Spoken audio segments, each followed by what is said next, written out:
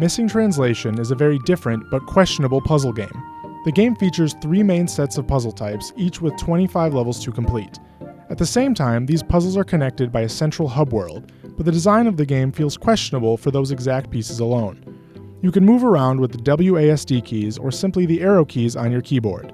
More importantly, the gameplay really forces you to learn how to go about your surroundings.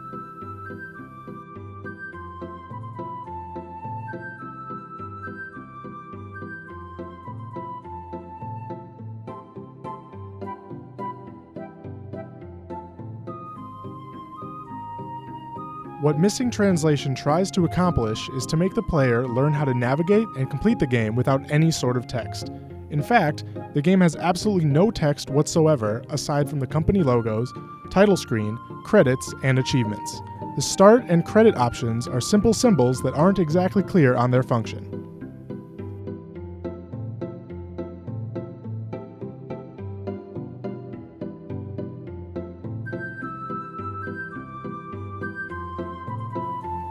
As you navigate your player across the hub world, you will discover 3 puzzles with 25 levels and 1 short puzzle.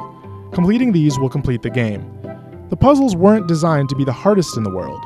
Some are actually just a result of the player overthinking the puzzles. Only Grayscale is presented with funky designs, resulting in times where difficulty can occur on trying to figure out why the solution isn't working because of the abstract use of lines to create a complex design. This is more apparent in the game, where the player must match black pieces to black pieces and white pieces to white pieces by rotating 4 directional tiles. Seems easy, but it will challenge a player's eyesight due to the designs.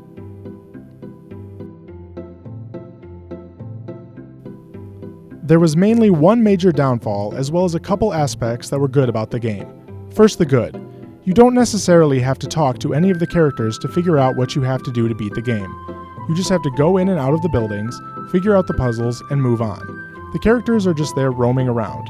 Perhaps the artists and designers of this game thought it looked naked if just one character was walking around.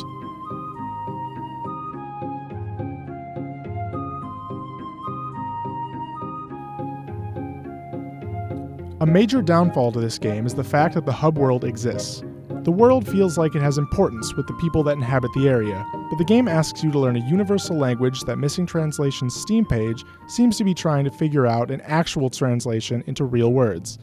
It's an interesting concept, but possibly implemented into the wrong game. Had this game been built to utilize the world with less of an emphasis on disjointed puzzle solving, the hub world would have been more than just an annoyance between puzzles. Perhaps I'm missing something in this place, but it wasn't what I expected, and seems to be just a way to waste some time between actual puzzle solving.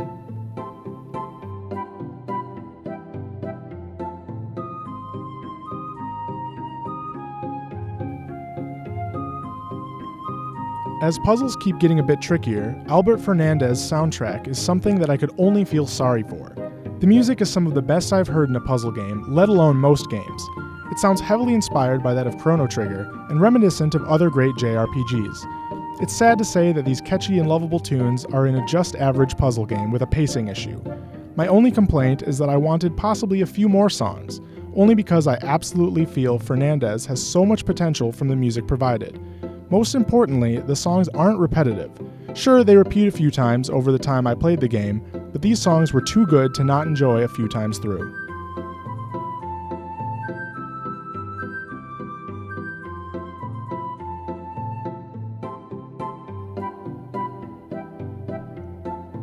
The puzzles were interesting and the music was fantastic, but could only have been executed better had the hub world not taken away from the experience. Overall, Missing Translation is a good way to pass a few hours, but has limited substance.